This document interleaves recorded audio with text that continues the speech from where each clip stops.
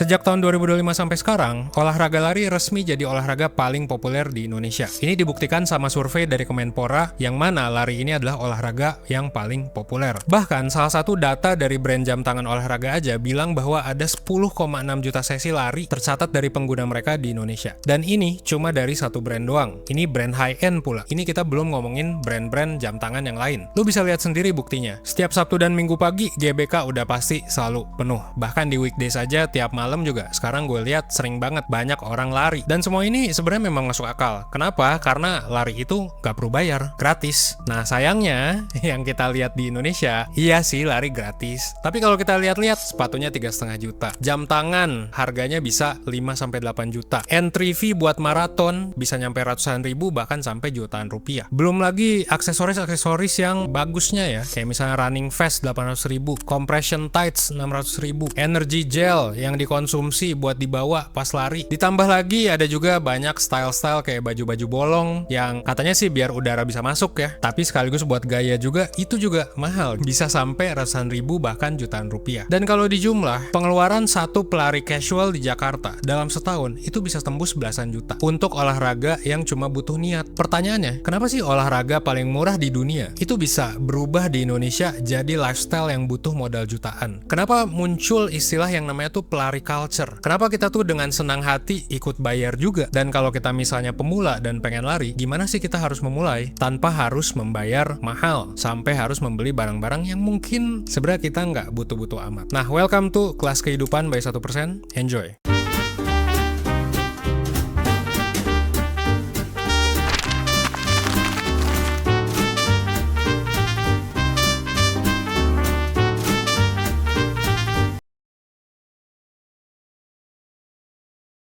Tahun 2025, peneliti dari salah satu jurnal itu ngerjain studi langsung ke komunitas pelari urban di Indonesia. Temuannya sama persis kayak yang kita prediksi ya, bahwa ya sepatu lari di komunitas itu udah bukan sebuah alat yang fungsional. Jadi sepatu ini tuh udah jadi alat gengsi, udah jadi pernyataan identitas, udah jadi personal branding dalam tanda kutip. Jadi yang dibeli sekarang oleh orang-orang ketika mereka beli sepatu, beli baju untuk lari, itu bukan karena fungsinya, bukan karena kenyamanannya, atau gimana sepatu itu bisa bikin kaki kita nggak pegel. Bukan itu alasan utamanya. Setelah di riset, mereka itu beli sepatu karena pengakuan sosial, karena kredibilitas, ingin dianggap sebagai pelari yang serius, dan karena pengen diterima di komunitas. Makanya kalau kita ke komunitas lari, meskipun ini nggak semua ya of course, ada semacam hierarki yang tidak tertulis gitu. Jadi ada dalam tanda kutip pelari serius, atau pelari yang culture lah ibaratnya, dengan carbon plate lah, dengan jam high-end, dan juga ada medali banyak di dinding rumahnya. Tapi ada juga pelari-pelari newbie ya, atau pelari casual yang pakai sepatu biasa, ratusan ribu gitu ya, dan nggak langganan Strava, nggak di-track pakai Strava juga. Dan kalau dari komunitas ini kita bisa ngeliat lah perbedaannya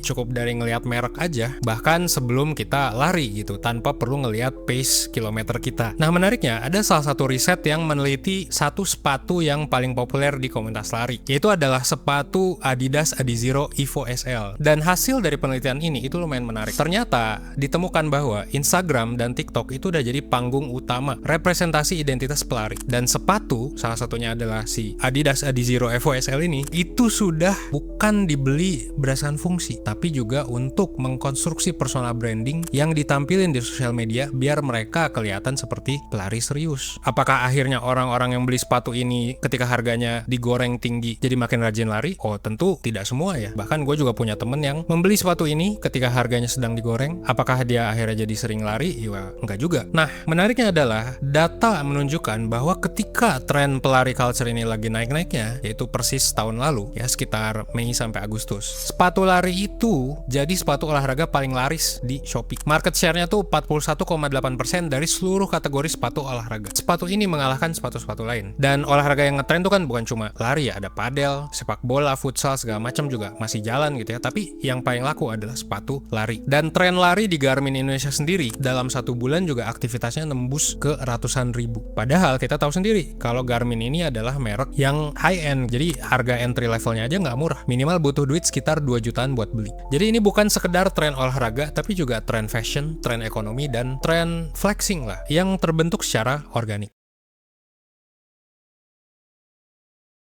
Kalau kita coba mengangkat topik ini di komunitas lari, jawaban yang paling sering muncul biasanya adalah sepatu mahal itu investasi bro, biar nggak cedera. Carbon plate itu emang beda feel-nya, lebih ringan, lebih responsif, dan lain-lain. Dan ini valid, apapun sepatunya dan teknologinya juga. Semakin hari itu ya akan ada muncul banyak teknologi baru. Apalagi kalau harganya memang 5-10 kali lipat lebih mahal daripada sepatu-sepatu yang low end lah atau mid end gitu. Ya tentu bakal ngaruh saat kita lari secara fungsional. Jadi ada riset yang menarik juga ya, yang namanya adalah enclothed cognition. Intinya, ketika kita make barang yang high end, dalam hal ini mungkin sepatu harganya jutaan rupiah, ini tuh bisa ngaruh secara spesifik ke cara kita berpikir dan cara kita tampil gitu loh. Ini juga pernah di riset ya, dimana ada dua kelompok. Satu kelompok itu dikasih jas lab gitu ya, yang dibilangin kalau ini tuh jas dokter gitu. Terus mereka ngelakuin sesuatu, ternyata performa kognitifnya naik. Nah di kelompok yang lain, orang dikasih jas lab yang sama, tapi dibilangin ini jasnya pelukis. Performanya ternyata tidak naik. Jadi sebuah barang yang di branding dengan baik dan juga punya harga yang mahal, itu akan ngaruh ke performa kita. Jadi sekali lagi, meskipun harganya beda, teknologinya sama, ini bisa ngaruh ke pengalaman saat lu lari. Nah, yang jadi masalah adalah performa dari percaya diri ini secara mental ini itu ada masa berlakunya. Sepatu baru mungkin bisa bikin kita excited lah di lari pertama. Di minggu ketiga, pas kita udah beneran lari, kita udah banding-bandingin juga mungkin sama komunitas ya, ada sepatu-sepatu lain yang mungkin lebih mahal juga. Minggu ketiga ketika kita udah lari itu udah jadi sepatu biasa aja. Nah ini yang dinamakan adalah hedonic adaptation gitu. Jadi baseline kita terhadap suatu barang ya, terhadap suatu kesenangan, terhadap tingkat percaya diri kita gitu, itu balik lagi ke level yang semula. Nah disinilah orang banyak habis duit karena otak kita tuh ya mulai nyari lah, apa nih ya yang bisa bikin gue lebih pede gitu, apa nih biar gue bisa dapat dopamin dengan spike yang sama. Beli gear apa lagi ya. Nah disinilah orang ngabisin belasan juta bahkan sampai puluhan juta buat mendapatkan rasa pede tersebut. Masih mending gitu kan kalau kita lari sampai berminggu-minggu atau berbulan-bulan ke depan. Kenyataannya tren lari juga sekarang kan menurun sedikit demi sedikit. Dan sepatu yang dulu harganya digoreng sekarang sudah kayak kacang goreng, sudah banyak sekali di mana-mana. Akhirnya muncullah sepatu baru yang digoreng kembali. Dan ketika trennya hilang ya sekarang muncul lagi kan berbagai macam tren lain. Ada high rocks lah. Pilates masih bertahan ya, masih trending sampai sekarang. Padel juga sudah mulai berkurang. Jadi ya kita bisa lihat kalau ini jangan-jangan ya cuma masalah FOMO. Tapi kalau lu lari dan lu enjoy, ya why not? Kalau misalnya lu ternyata udah boncos terus nggak lari, nah jangan lupa dihitung-hitung lagi. Sebenarnya nggak apa-apa kok beli sepatu ya sampai jutaan gitu.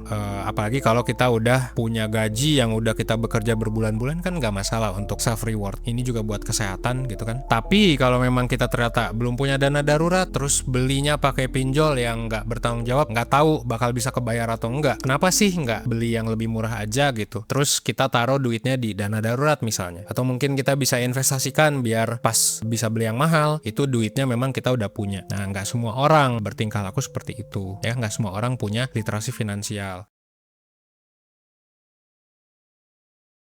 Gue punya beberapa tips yang bisa lo lakuin, terutama sebagai pemula, dan ini udah gue rangkum dari banyak video-video YouTube populer di Indonesia dan dari riset-riset yang udah gue cari, baik secara finansial maupun secara fisik. Ini yang mesti lo lakuin. Pertama, buat lo yang belum pernah lari sekalipun, lo nggak butuh sepatu 3,5 juta buat mulai. Yang lo butuh sebenarnya dua hal. Pertama adalah metode biar lo nggak cedera, karena lari ini sebenarnya ada resikonya juga. Apalagi buat orang yang mungkin overweight gitu ya, dan belum pernah lari, ini tuh ada resikonya. Yang kedua adalah sepatu yang pas di kaki. Buat metode, ini buat pemula, jadi gue udah coba cari risetnya. Ada yang namanya adalah Run Walk Method. Nah, ini dipopulerkan sejak tahun 70-an oleh pelari Olimpiade Amerika, yang video dan program coachingnya ini masih banyak dipakai jadi referensi utama pelari pemula di YouTube sampai sekarang. Caranya adalah ketika lu masih pemula, lu lari 1 menit, jalan 2 menit. Lu ulang terus sampai ya 20-25 menit. Kenapa seperti itu? Nah, ternyata ketika orang melakukan itu yang masih pemula, orang yang pemula ini lebih sedikit nyeri otot, lebih sedikit kelelahan, bahkan finish line dan pace-nya juga ternyata mirip-mirip. Nah, makanya metode ini juga direkomendasikan ya di banyak jam olahraga, jam buat lari ya yang mahal. Buat sepatu, yang lo butuhin sebenarnya cuma yang ukurannya tuh pas dan ada cushion. Jadi ada bantalannya lah yang bisa dipakai buat lari. Nggak perlu sampai ada karbon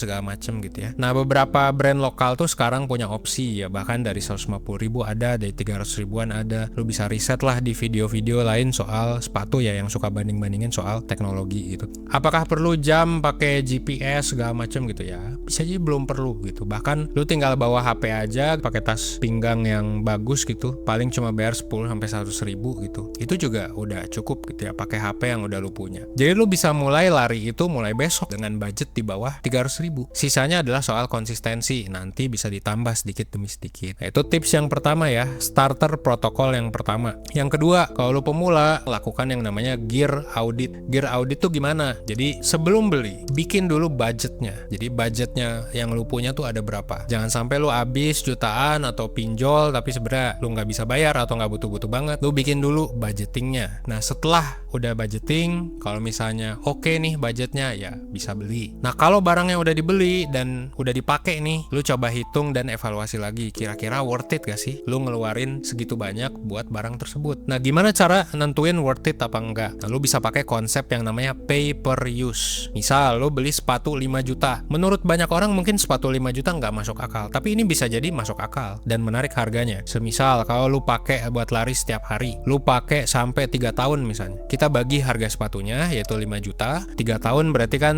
365 kali 3. Hasilnya adalah, oh ternyata kita keluar sekitar 4.600 rupiah ya. Jadi kurang lebih goceng lah setiap kali lu lari selama 3 tahun dengan sepatu yang teknologinya bagus ini. Apakah itu masuk akal? Ya masuk akal lah menurut gua gitu ya. Bayar 5.000 biar kaki lu bisa lebih nyaman, pace lu juga bisa makin mantep gitu ya, lu nggak keseleo segala macem, worth it lah. Tapi kalau larinya cuma seminggu sekali dengan harga sepatu yang sama, misal harganya 5 juta nih, kita bagi 1 tahun tuh kan ada 52 minggu kali 3 tahun ya. Setiap kali kita pakai sepatu ini kita bayar berapa? Ternyata hasilnya adalah 32.000. Menurut gua ini mahal. 30.000 untuk sekali lari kemahalan ya. Bahkan mendingan nge-gym kayaknya. 5 jutanya dipakai nge-gym kayaknya lebih worth it gitu untuk pay per use-nya ya. Nah, untuk mahal atau murahnya ini bakal beda buat tiap orang ya. Buat gua 30.000 bisa mahal, tapi buat lu mungkin ya worth it aja ya, tergantung. Tapi kalau menurut lu mahal, pastikan frekuensi larinya ini bisa sesuai dengan budget lu dan ekspektasi lu. Jangan sampai kita beli sepatu mahal, pas belinya boncos, tapi sepatunya malah jarang atau nggak pernah dipakai.